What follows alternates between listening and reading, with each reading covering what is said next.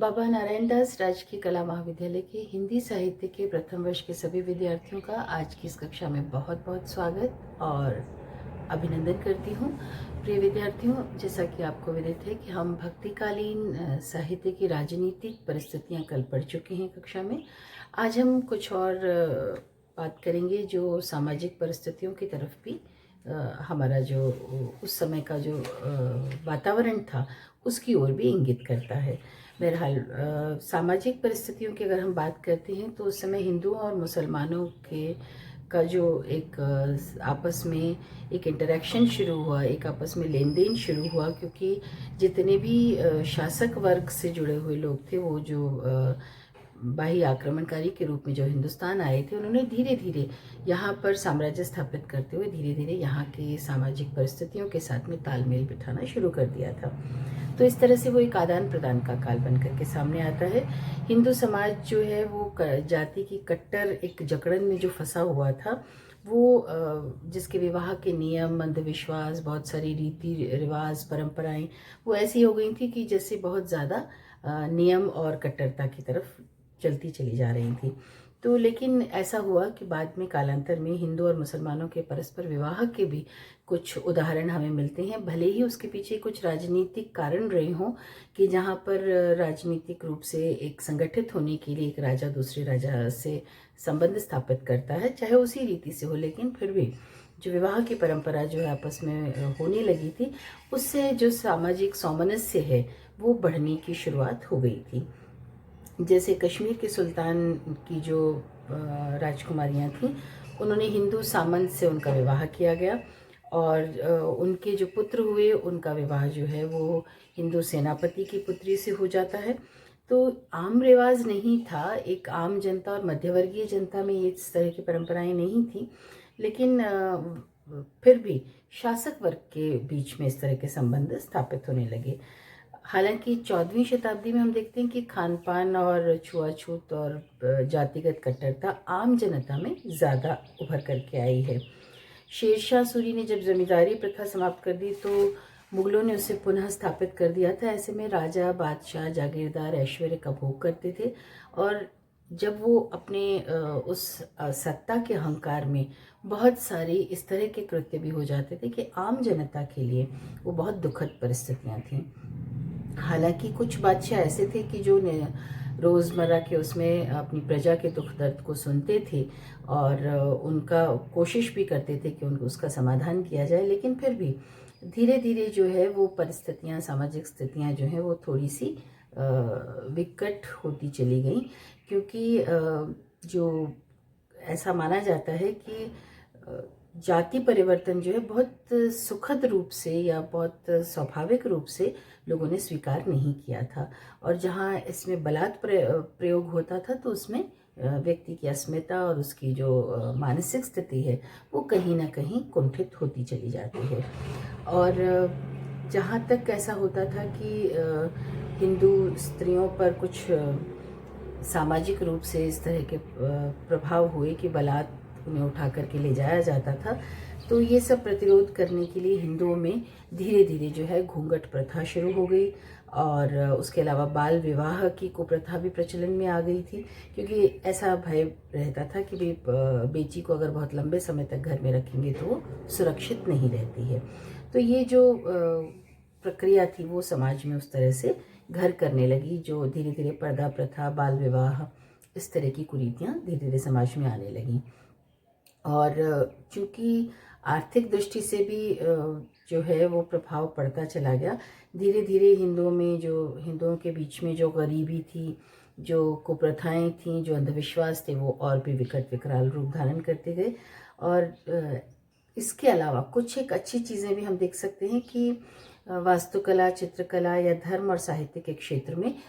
शासक वर्ग के प्रोत्साहन से या उनके आश्रय प्रदान करने से या उनके द्वारा प्रशंसा से वो चीज़ें थोड़ी सी बढ़ती चली गई। धीरे धीरे वास्तुकला, चित्रकला है या धर्म साहित्य है, इनमें जो है परिवर्तन आने लगा।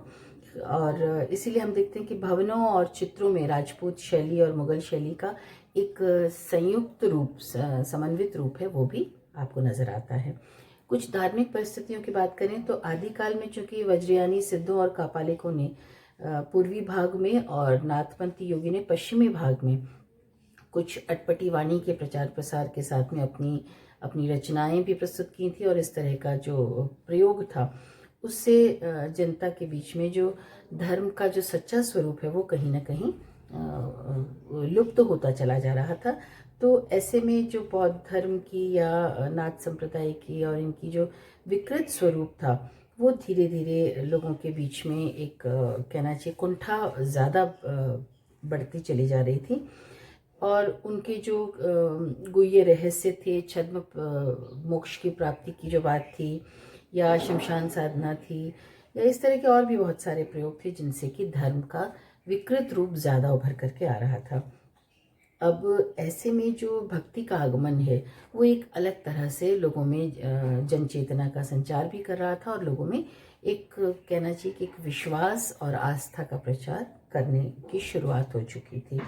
इसीलिए तुलसीदास जी ने एक बार कहा था कि गोरख जगायो जोग, भगति भगायो लोग। अब इस तरह विकृत होता हुआ जो स्वरूप था धर्म का वो धीरे धीरे बदल करके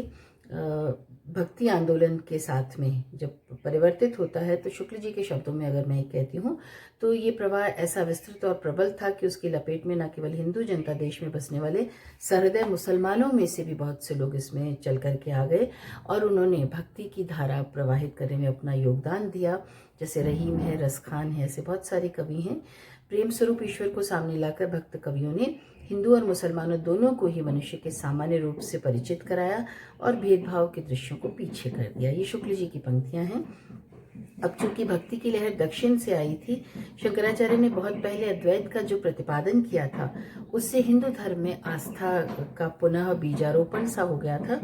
और दक्षिण में जो आलवार संतों ने भक्ति का प्रचार प्रसार किया, तो उत्तर भारत में भी दक्षिण के आचार्य और पंडितों ने आकर के भक्ति का विस्तार किया। इसीलिए कहा गया कि रामानुजाचार्य ने शास्त्रीय पद्धति से सगुण भक्ति का निरूपण भी किया, जिसकी ओर जनता का आकर्षण लगातार बढ़ता चला जा रहा था। शंकर के अद्वैत की प्रतिक्रिया में बहुत सारे दार्शनिक मत उभरे, जिनमें कि सगुण भक्ति को परिपुष्ट किया गया। मैं इसके दार्शनिक पक्ष की तरफ ज़्यादा नहीं जाना चाहती हूँ। हालांकि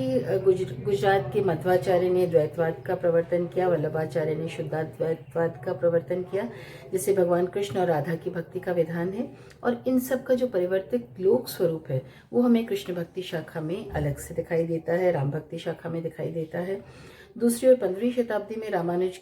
आचार्य की शिष्य परंपरा में रामानंद हुए, जिन्होंने कि विष्णु के अवतार भगवान राम की भक्ति के लिए सबके लिए द्वार खोल दिए, और वहाँ कोई ऐसा जाति पाति का संकीर्ण मानसिकता भी नहीं थी। इसीलिए तुलसीदास जी ने एक पृष्ठभूमि तैयार जो मिली उन्हें, उस पर उन्होंने ऐसा अद्वितीय और महान ग्रंथ रच डाला रामचरितमानस के रूप में, जो जन जन का कंठाहार भी है। तो इसी तरह रामोपासक कृष्णोपासक भक्तों की परंपरा का विकास हुआ, और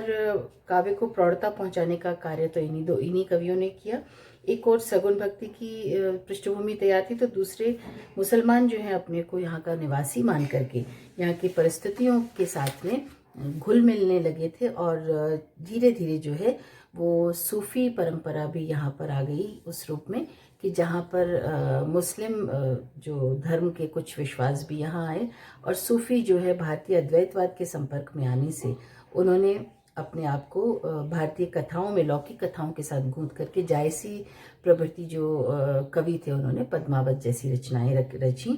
तो इस तरह से हम देख सकते हैं कि भक्ति काल में प्रेम मार्ग का विकास इन सूफी कवियों की देन कही जा सकती है। बहरहाल ये कुछ धार्मिक परिस्थितियां थी जिनकी चर्चा हमने की। आज की कक्षा में यहीं समाप्त करती हूँ। कल हम फिर मिलेंगे, अगली कक्षा में हम फिर कुछ और पढ़ेंगे। तो तब तक के लिए स्वस्थ रहिए, प्रसन्न रहिए।